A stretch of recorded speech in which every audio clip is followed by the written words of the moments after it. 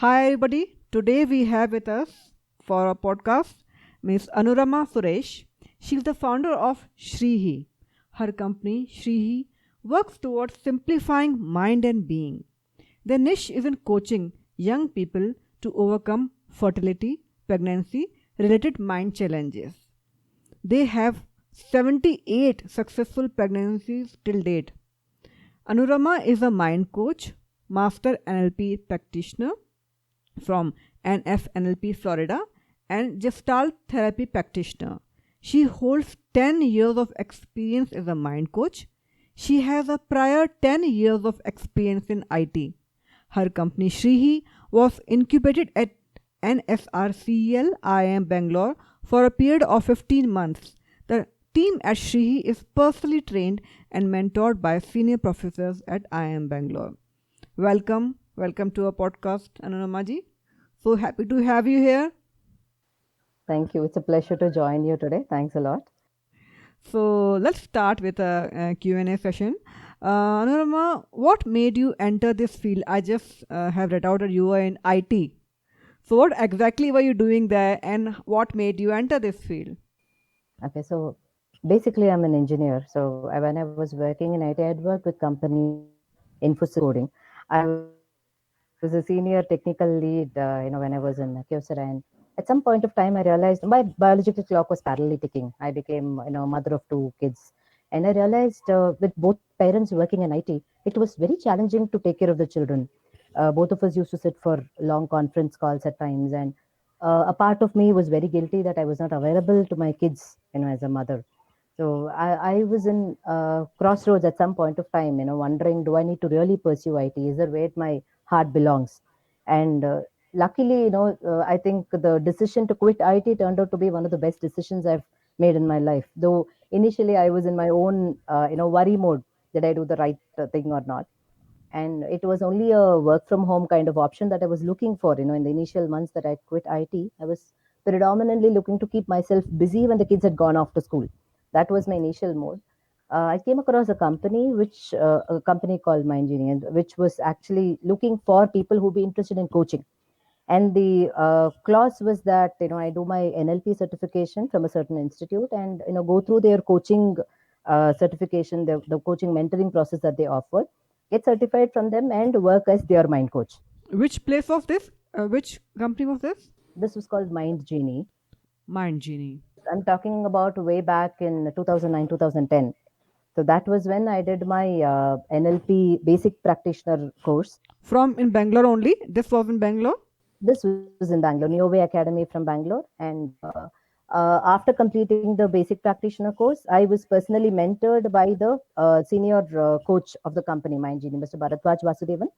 And after an elaborate process of the various styles of coaching, or what formats, or how do we need to do whatever, I comfortably started working from home doing executive coaching, executive mind coaching for a period of 10 to 11 months.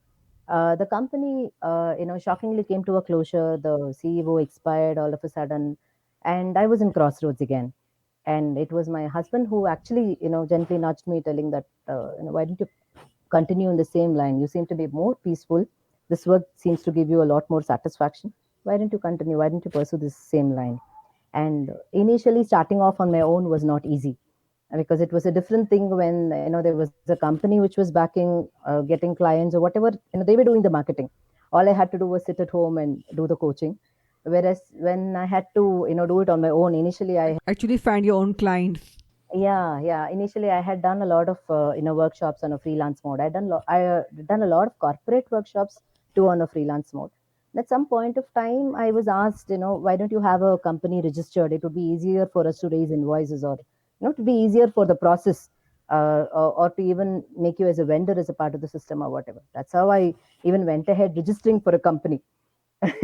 So to make the long story short, I'm sorry, to make the long story short, uh, I'm happy that in a way, all the dots in my life turned out to be the best possibilities that God kept in store for me. And Okay. it is fertility coaching also happened completely out of the blue. I was only So doing executive coaching initially. all right. So you were saying that you were able to, put all the lines on the dots. So, what were the actual challenges you faced while you were setting up your own company? I know registering companies in India is not easy to begin with, let alone finding clients, then convincing them that yes, you are experienced. So, what would be the challenges for a budding life coach to be at what who you are? You're very well established now. See, something as simple as there are coaches out there who try to push themselves too hard. I've realized India being India, if our work is good, word of mouth is the best way of getting the next client. Okay. And I've realized, irrespective of digital marketing, irrespective of whatever modes that you try, when your work talks for itself, clients actually queue up. It takes time, it takes a lot of effort. For any budding coach, the first 3 4 years, persistence is the key. They need to persist amidst all odds, and especially for women to have their own company, to balance their household, and because company is not just doing what you love to do. I cannot Yes. just say, now I love coaching, let me just coach round the clock. Now that I have my own company, I still need to look at the accounting part of it. I still need to look at mentoring my team. I still need to look at so many logistics that I have to plan. So it takes a lot more effort when compared to what we are truly passionate about. Though we think that, I don't want to work for someone else, where I'm working for myself, and I'm making a difference or whatever. Behind all these one liners that we think that, these are the dream statements that usually float around to propel people towards becoming entrepreneurs. Behind all that, there's a lot of work. Absolutely. There's also that, we have to meet day in and day out. I guess having the right support system also makes in a lot of difference. You need shoulders. Support from your family and friends? Family, I would also say very good set of girlfriends. For women, Okay. having a good set of girlfriends on whom you can bank on is would be a great strength. And yes, family would become your pillar, because at the end of the day, my husband knows, if I'm dull, or if there is some issue that I'm facing with the company, even by one look at my face, he understands that what's going on with me. That's a big gift. That's a big gift. And parents and in-laws, my in-laws are my second set of parents. So having that tight knit support system is a big gift for any women to fly. And I'm happy you could get all the support. So Anurama, I have read and I also know that you have helped many people conceive. This is a very great achievement because I know people, the hospital charge thousands and lakhs of rupees for IVF, and it's not an easy job to get pregnant once you are, across a certain biological age. So how did you achieve that? Tell us something about your journey and what exactly do you do? I simply believe in one small one liner, Anuradha, if I can be very honest with you. If you remember your grandmother or your great grandmother, I know very well that when my grandmother conceived her last child, she thought it was her menopause. In fact, for her, it was 5 months down the line that she even got to know that she was carrying a child. And all of us who have come in that same lineage, we'll have that in our DNA. So if the doctors are telling us that our biological clock is ticking, we cannot conceive beyond a certain age, our ovaries might not be strong enough, or there could be this problem, that problem. I simply ask people, what about your grandmother? Tell me the story of your grandmother. But Anorama, like from what I know of grandmothers of my generation, they got married very young, 16, 17. And so at that time, there was no family planning as such. You got married and you had babies before you were 18 years old. Now we are getting married at 35 because we have a career to develop. Right, right.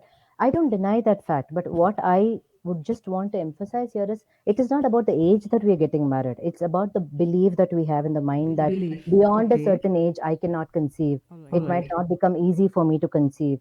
This belief, it gets strengthened by the medical, fraternity repeatedly, telling, it's the lifestyle issue. Unexplained infertility is a term which goes around at least for more than 40% of pregnancies. Okay. And young couple are repeatedly asked to go for IUI or IVF, Yes, yes. cycles, It's very expensive because also. it's very expensive.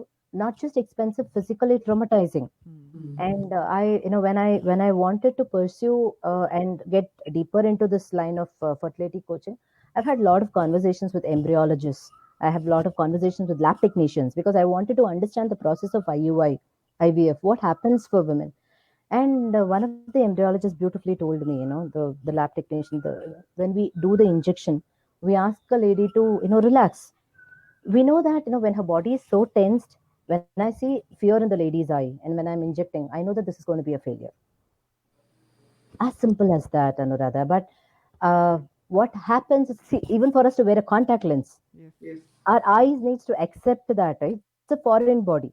Only when we know that it's something good for me, I need this, this is going to help me, I would accept it. Imagine women who are being pushed to IUI and IVF telling you don't have a choice, you have to do it. And they're so scared. The entire process they're going through with a lot of fear, a lot of worry, and the financial, this thing that it Repercussions. has to be a success this time. There's so much of pressure that they're going through. Pressure of the society from the families that you have to give a no family heir. Yeah. And with all of that, it's not easy on them. And it's not just women. I also coach a lot of men. Earlier, Okay. yeah, yes, many men are open in terms of talking about their issues, be it erection dysfunction or sperm issues or whatever. There were even men, who've told me that they would have gone to meet the doctor with their wife, and the man would have had erection dysfunction issue. The doctor would not meet the man, eye to eye. Whatever are his issues, she would only meet his wife and talk to her. The man will be sitting next to her. He'll say, Next to I her. feel so invalidated. They are embarrassed to talk about such issues in many cases. But see, if that is a reality, even they are human beings, even they are going through their own pain. If we can be supportive and listening enough to women, why not to men? What is the general age group of such people, Anurama, who are coming for counseling for such issues? From 27 years, right from 27 years to 42, generally. That's the, I think beyond 42, not many people are, that open in terms of even conceiving, because automatically they start thinking, if I conceive now, my kid will be, by the time my kid becomes 15 years of age, I will become this much. Will I be 16. able to financially, support or Support. whatever? So people tend to give up. I've seen 42 to be more of a threshold. I'm even seeing if that could be broken. And that is something that I'm working on at this point of time, because all said and done, financially, we seem to be much more better off when compared to the previous generations. So, why to unnecessarily have that as the only thing to block? If you are physically agile and if you think you can put up with a toddler and, a running kid for a few years, the initial, that's the demanding time. If people can do that, gradually we notice that, as the kid grows, the older we are, there's a lot more patience in terms of bonding with the kid. The younger the see, probably in the previous generations, that's where the bonding didn't happen. If you look at our grandmother's generation, they were too young when they got married, they were too young when they gave birth. So the bonding between the mom and the teenager, or the question and answers did not happen really much. Yeah. But our generation has that as the biggest advantage. Our generation, the generations next, have that as the biggest advantage. We've taken our time to understand, know our strengths, build our identity, and then when we are conceiving, we can actually be there to bond well. And we're not good. We're not the generation where we're going to have, 6 or 7 kids. It's going to be one or at the max two. And if So you just talk to these people, the people who come to you to conceive, and you make them relax, and then with the change in their thinking. Yeah. Anuradha, I have defined a certain framework for coaching. I've realized Okay. that for fertility coaching, there's a particular framework that I've identified and which I've come up with. And I've also trained my team on the framework. So irrespective of whoever coaches, it's the framework that needs to be followed. And it is an outcome promising framework. All right. So it is not just relaxing people. It is not, yes, as you say, one is relaxing people. Another, we actually work a lot on their belief system. Is hypnosis a part of your coaching? Hypnosis? No, hypnosis is not a part of our coaching because many people are scared of hypnosis. Because lose control. Especially young couple, I'll be very honest with you. Many couple have at least one or the other, past relationship that they would have overcome. It could have been a college crush, or it could have been one marital relationship which ended up in a bad way, and then they are in another marriage. So they're scared that if they are put through hypnosis, something that's unwanted. They will disclose something that may hamper their married life.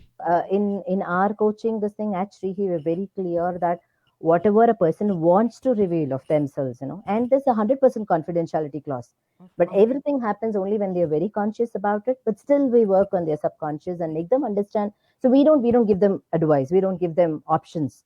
we rather facilitate the process and make people understand their own mind blocks. We ask the right questions so that people can uncover and figure out where they are getting stuck. In fact, something as simple as grief also might stop a person from conceiving.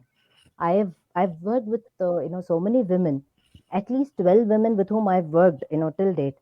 They were stuck predominantly after losing one of their parent, and they felt personally guilty that this was the food that I cooked.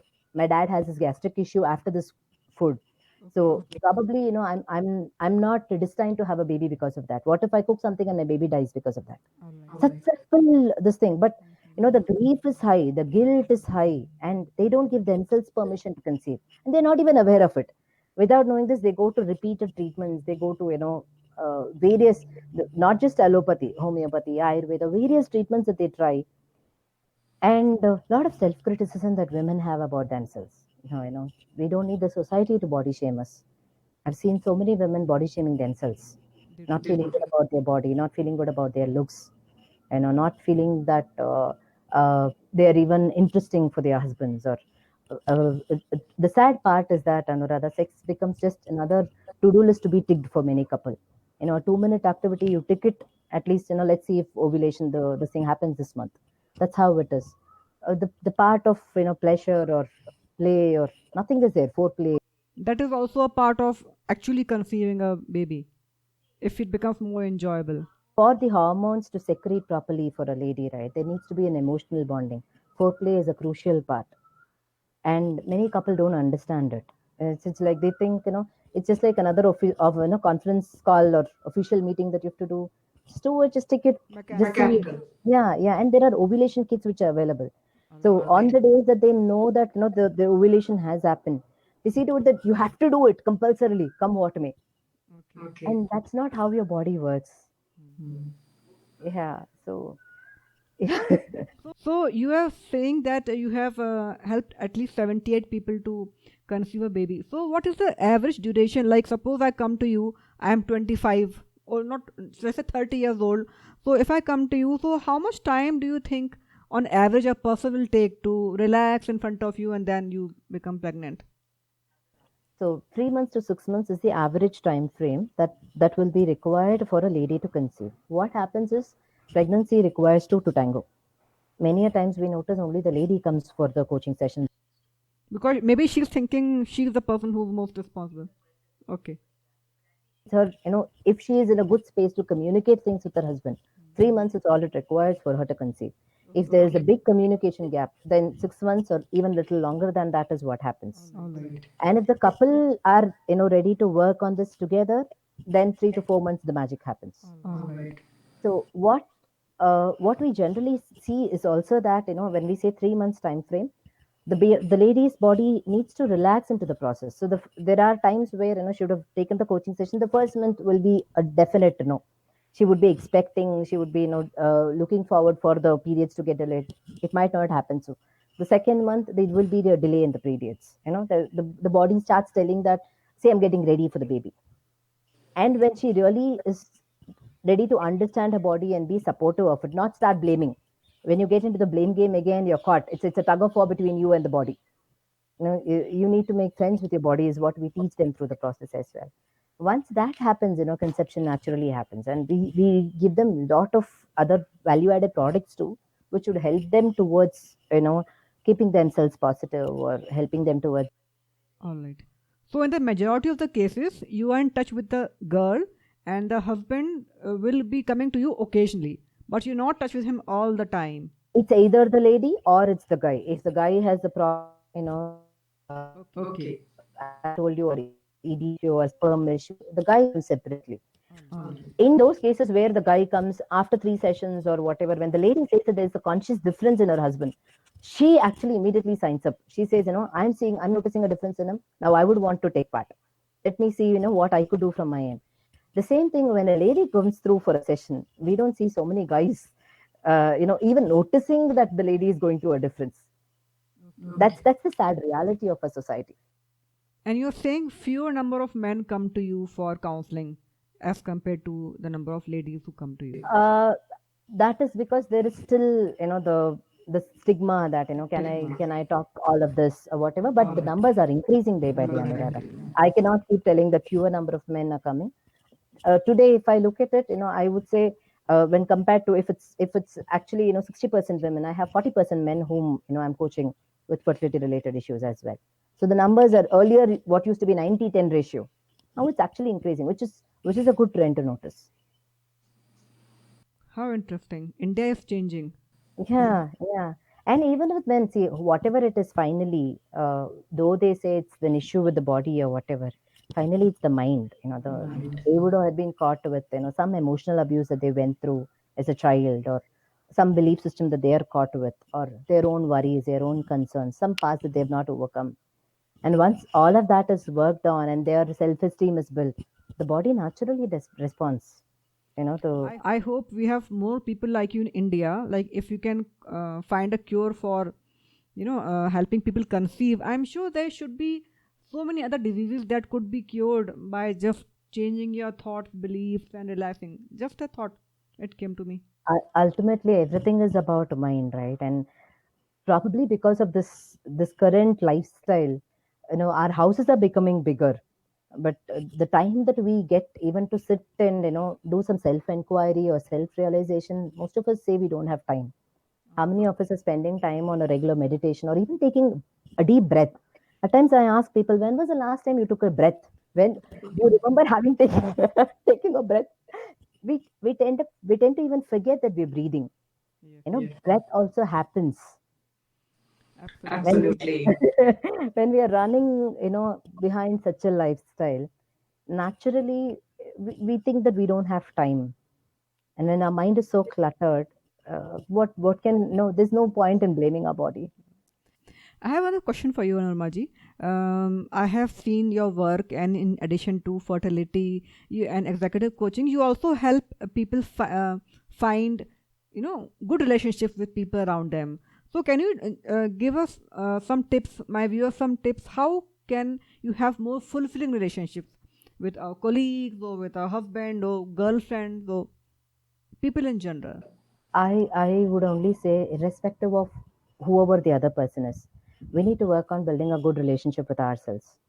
With If we go ourselves. on Okay. with ourselves, if internally we go on criticizing ourselves, blaming ourselves, or finding faults with ourselves, in a way we are kind of, because of the educational system or because of all the goal based system that we brought up with, we keep raising the bar for ourselves.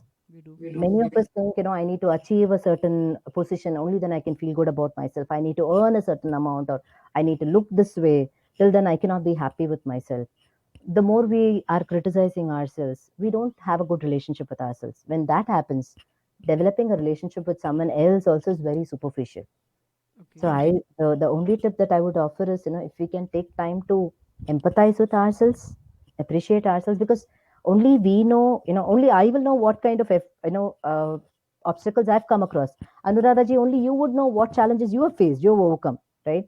If I'm not appreciating myself, if you're not appreciating yourself, right, then who is going to know our issues? Who would know? Isn't this part of executive coaching also? Because in at workplaces you have such sometimes bullies at workplace, and you won't know what to do with them. Yeah, yeah. This could be applied to any walk of life. In fact, actually, we also do a lot of corporate training. We do corporate executive coaching as well. But what I'm noticing is that, irrespective of whatever we call, executive coaching or fertility coaching or teenage adolescent coaching or whatever, ultimately everything comes back to the same thing. How much are you at peace with yourself? How much do you love yourself? How much are you willing to appreciate yourself? Okay. If the world might criticize you, everybody in the world might stand against you. Are you willing to stand up for yourself? As simple as that. Self You know, love. yeah, yeah. It's not just self love. It's about even accepting our own mistakes, our own weaknesses, and not being too harsh on ourselves. There's this we cannot we cannot come across anyone whom we can call 100% perfect human being. All of us have our own loads of imperfections, right? And Yeah. you are the right person to know about all of this as well. So yeah, so I noticed that, somewhere we've lost, we look for everybody else to appreciate. We don't do it, I in fact, at times I even tell this thing. It's almost like all of us are going around with begging bowls. Appreciation Bhiksha Dehi. Exactly. Absolutely correct. We want some kind of certification from our peers also. Please accept me. I have done this. If you say I have done good, only then I'm going to be happy. Exactly, exactly. Yeah. And irrespective of number of awards we get, the accolades we get, whatever we get from the thing, whatever you put in, right? Even then, the Bhiksha bowl seems to be always empty, contrary to the Akshay Patra that we know in our society. Yes. Yeah. So the moment we start working on ourselves, even in fertility coaching, I've seen that makes wonders. The moment the lady starts falling in love with her body, the moment she falls in love with herself, the same thing with guy also. It is not that simple, Anurama ji, to fall in love with yourself. Takes a lot of practice, time, and We might all be very busy, but still, 5 minutes can't be spent for ourselves.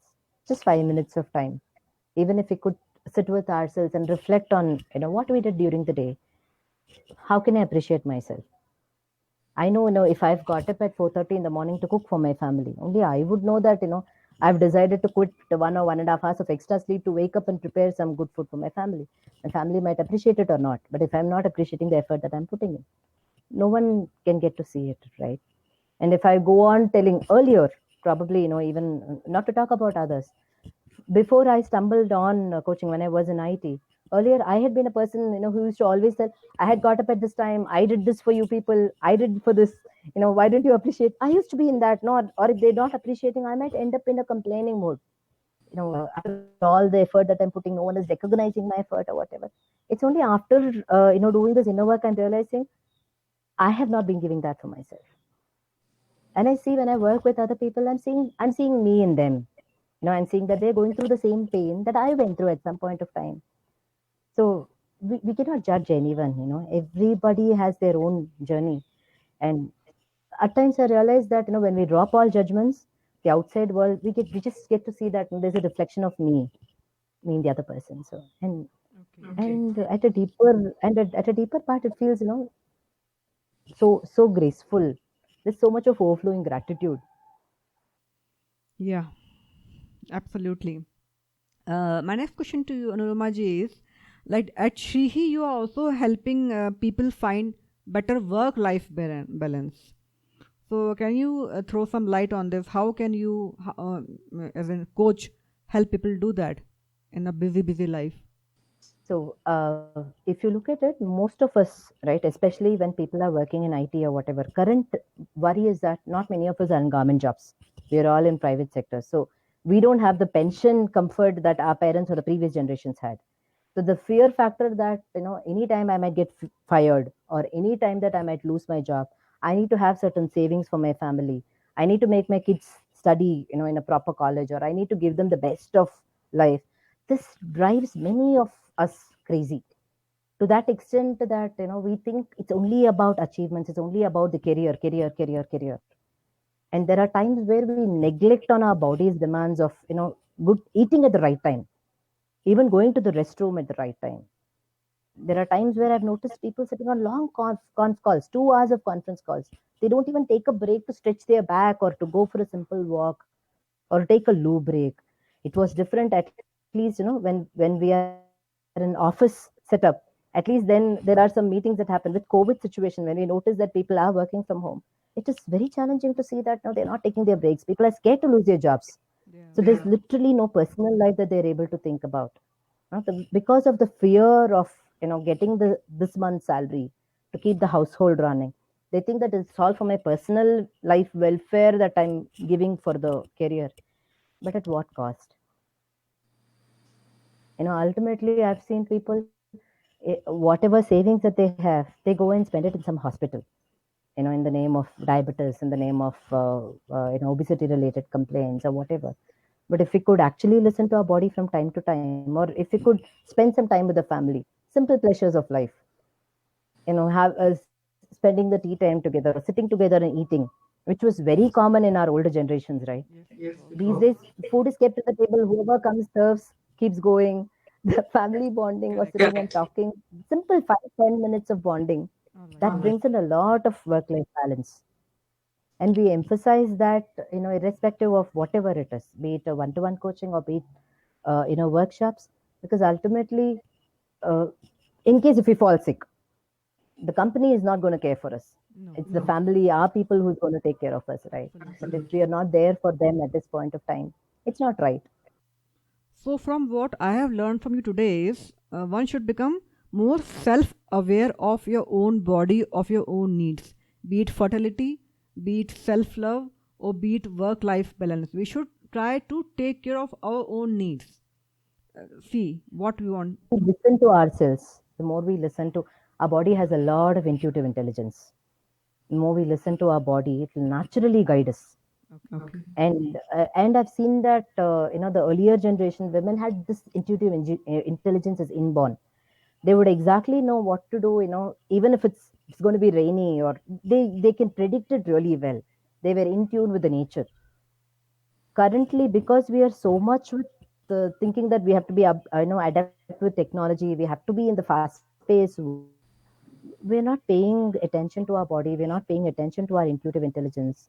I feel, it goes back to the quote, Dr. Venda's quote, I guess: the door to happiness opens inwards. We're searching for it outside. The more we are in tune with ourselves, our body, and when we start becoming one with nature, we'll see that irrespective of whatever we achieve or not, we'll be happy. And life starts providing for us. Okay. I have one last question for you, Anurma ji. Like, how do you recruit partners or trainers for Shrihi? Like you said, you are one, and then you have now a whole team. So, how do you make sure that they are as good as you are? What is the criteria? Uh, I would only say that, if they believe in the same passion of, towards fertility, because fertility is a challenging field.